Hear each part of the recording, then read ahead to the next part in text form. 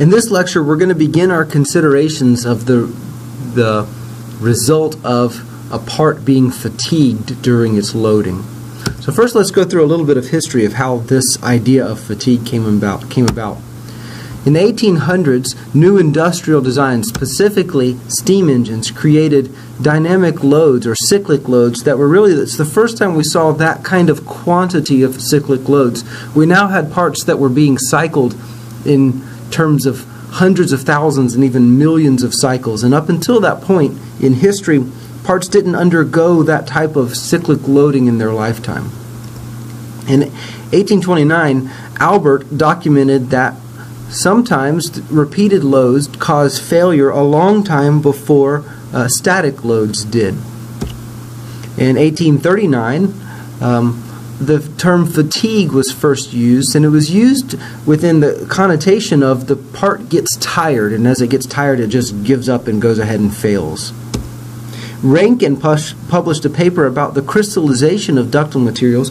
It was a very interesting phenomenon for these design engineers, as they had material that was ductile and they knew failed gradually, and yet when it was under a fatigue loading situation, instead of failing gradually like it was supposed to, it failed catastrophically like a brittle material does. And so he discussed about how the brittle material or the ductile material must crystallize and become basically a brittle material.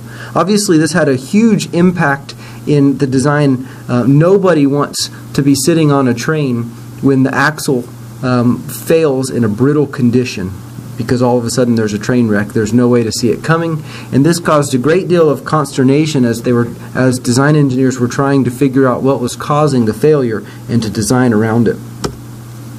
In 1871, the first SN diagram, which compares strength with number of cycles, was published, and the endurance limit was defined. And so let's take a look at that early SN diagram. If you notice on what we call the x-axis, we have number of cycles going all the way up to 10 to the 9th cycle. And on the y-axis, you can see that the strength is graphed. And so obviously someone took a lot of small parts and loaded them in an endurance loading until they failed. So they took the first part and absolutely loaded it until it failed with one cycle. That was the ultimate tensile strength. They've been doing that for a long time. Then they took a part and loaded it 10 times with a certain stress, and finally found where it breaks after the 10th time with a certain stress, and they noticed that that stress was significantly less or noticeably less than the ultimate tensile. And they continued doing that. And then they noticed that for some materials, an endurance limit exists in which, after I've reached, let's say, 1 million cycles, it doesn't matter if I do 10 million or even 100 million, I won't see any significant more degradation in the strength of the part. So, in other words, I can now say that if it can sustain 1 million cycles, it can sustain an infinite number of cycles. And it's very important to notice that only some materials exhibit that behavior. Aluminum is a perfect example of a material that does not exhibit that behavior. So there is no such thing as an infinite life for a piece of aluminum. It will fail eventually if it has enough life cycles, if it has enough cycles. So let's talk a little bit about the mechanisms of fracture. And it's interesting to look again at the history and see the amount of time that passed between the ability to come up with an SN curve and the understanding for how that occurred. And we really can understand that very well from an industry perspective. If you have parts that are failing, you want them to stop failing. As soon as there's a mechanism to explain why they're failing and to know where the limit is about what they're failing, even if I don't understand the ins and outs of the mathematical model behind it, I can go ahead and design and move on. And so we saw a great deal of research in the 1840s, 50s, 60s, 70s, 90s until this came about. And once this came about, the research really kind of tapered off and turned into more of an academic discussion to understand how it actually fails. The results of all of this is the recognition that fatigue failure appears to start with a crack. And so most cracks appear to start where there's a stress concentration. This is why stress concentration is such an important aspect with dynamic loading, even in brittle materials, or even in ductile materials. So this gives us a huge design criteria. If we have dynamic applications, it is extremely important that we do everything we can to avoid stress concentrations. Our shafts should be smooth without with tapers rather than fast transitions from one diameter to another diameter. So there's several different stages. There's a crack initiation phase, and this is only going to occur. This doesn't always happen, but if the material is ductile and if it's loaded with a cyclic element, then what begins to happen is along the crystalline grain structure, you begin to get these slip lines, a slip band, and there's local yielding that's occurring right there at the corner of the crystallines, of the crystals, allowing it's not really a crack yet, but maybe a micro crack moving along that band. Once that happens, the crack begins to propagate. And now every time the load is applied and then released, the crack slowly grows. And we've watched this. If you try to break a stick or something like that, you bend it once and you see that it cracks a little bit. So that you bend it back the other way, it cracks a little the other way. And you bend it back the first way, it cracks a little further. And back and forth, you're slowly growing the crack. And the crack is being grown due to the tensile stress. And finally, well, and also I should mention that this crack growth is not only caused by stress, but corrosion can also cause the crack to grow.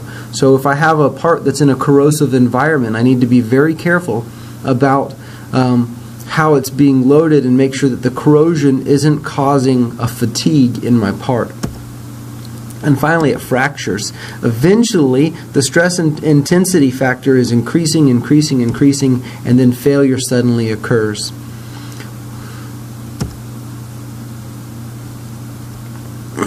So here's some pictures of some obvious fatigue. If you look at this first one, this is a piece of aluminum. And what you can notice here is the cyclic loading and unloading. You can see very clearly these large lines are where there was a large load in another direction. So it made a big crack and then moved small, then another large crack. And these represent the loading and the unloading of this piece of aluminum. So we can see that as we analyze the fracture itself. Here's an example of a part that finally ruptured, and you can see for a large portion of this part, right through here, it's slow growth. Here's where it started, and you can see the lines kind of spiraling out from there. It's growing slowly, and finally, after a long time, there just wasn't enough material to hold the load anymore, and it ruptured. And so this last little bit was catastrophic. Depending on how well this was analyzed, it might have even been difficult to know that this was going on inside the part until the catastrophic failure happened here.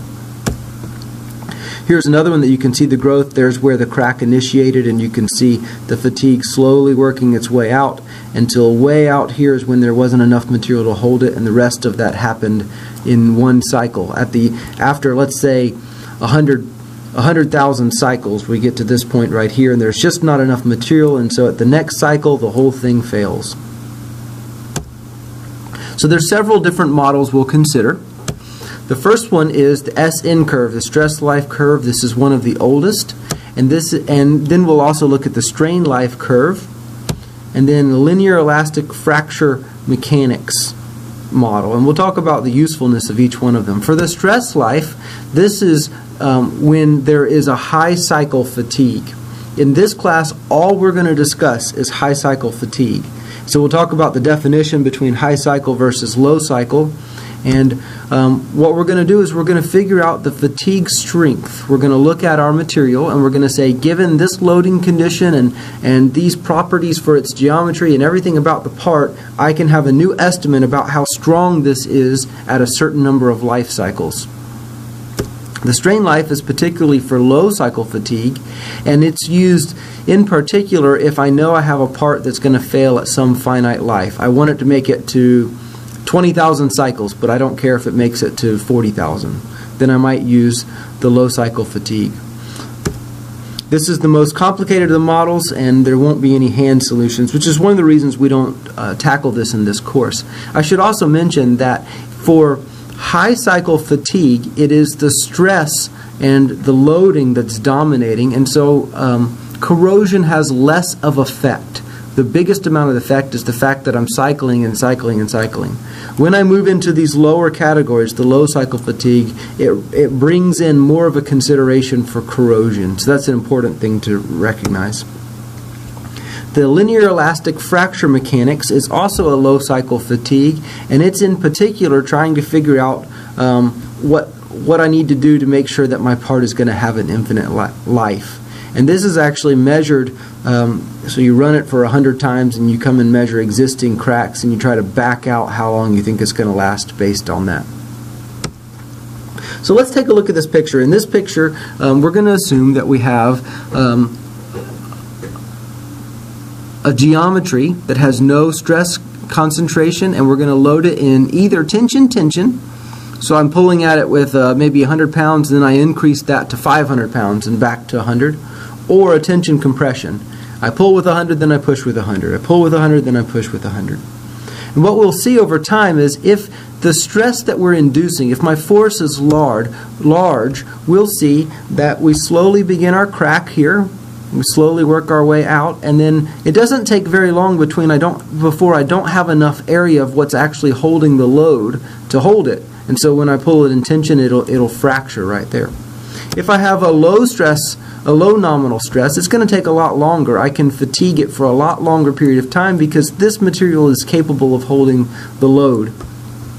But eventually it'll fail. And here's some other geometries that demonstrate the same thing. This is B if it was a square, and maybe the crack will start in the middle, maybe it'll start at the corner. So these are representations of what we would expect to see as we looked at the failure marks. If I have a mild stress concentration, I'm going to have a similar behavior in that there's more area here that's failed catastrophically than there is here. But if you notice, the line has changed. Instead of it being a circle in this direction, it's a little bit more even. And I would expect that this is going to fail with less cycles than this one. And again, that's demonstrated if you have other geometries. And then finally, if you have a severe stress concentration, I think you can especially see this in the circular shapes, that in this one it's parabolic up, in this one it's about straight across, and in this one it's very much parabolic down. This is going to take a lot less cycles to get to this point than if it has no stress concentration. The book has several of these. Here's another set of graphs showing the same thing for unidirectional bending. So this was all for tension, and this is for bending. So there's been obviously a lot of work. This type of graph would take years and years to develop by doing a lot of tests with a lot of different materials and types. So which model should I use? The big question we're asking is this high cycle fatigue or low cycle fatigue?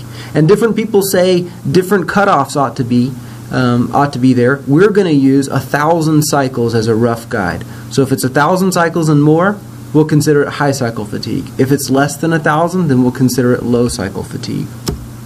So let's consider some examples. A rotating machine. This is typically going to be a high cycle fatigue.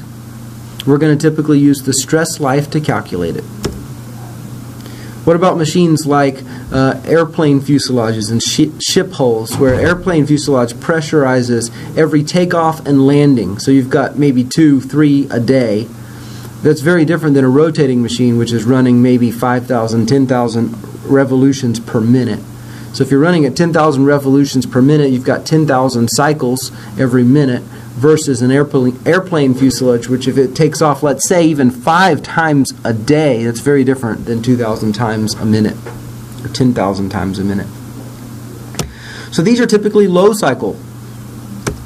And we typically use either strain life or LEFM or some combination of the two of them.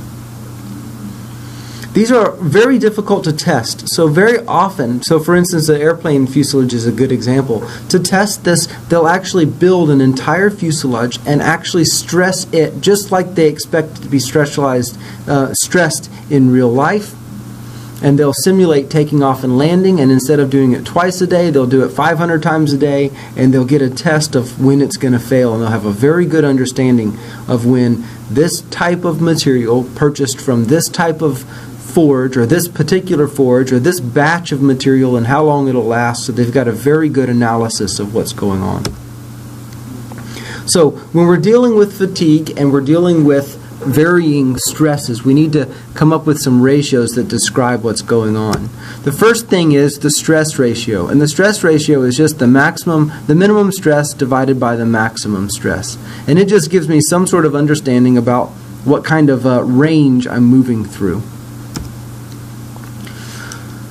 The amplitudinal stress is going to be what the amplitude of the stress is. So I'm going to take sigma max minus sigma min and divide that by 2. Now, don't be confused about thinking that this is a principle. We've removed ourselves back. This would be just for a uniaxial stress. That's the only thing we're considering right now. So now we're looking at the change in stress with time, assuming that the stress is loaded with the exact same condition every time. Maybe that's not a good assumption, but it's a good place to start. We also have a mean stress, and the mean stress is just the average, the max plus the min over 2. And those two together will give us the amplitude ratio. This is going to tell me how much of this is being caused by fatigue. And let's think about the two extremes. On the one hand, if the mean stress is very high and the amplitudinal portion of the stress is very low, what we basically have is a static stress. So we can almost consider it to be, it's going to be moving toward the static characteristics of stress. On the other hand, if the mean is 0 and we're pushing and we're pulling with the same amount, that's going to be the worst case for stress analysis, and that's how most tests were done. So that'll provide our two extremes. On the one hand, all amplitudinal and no mean is how the tests were done to generate the numbers we're starting from. And all mean and no amplitudinal is all, it's basically just a static load at that point.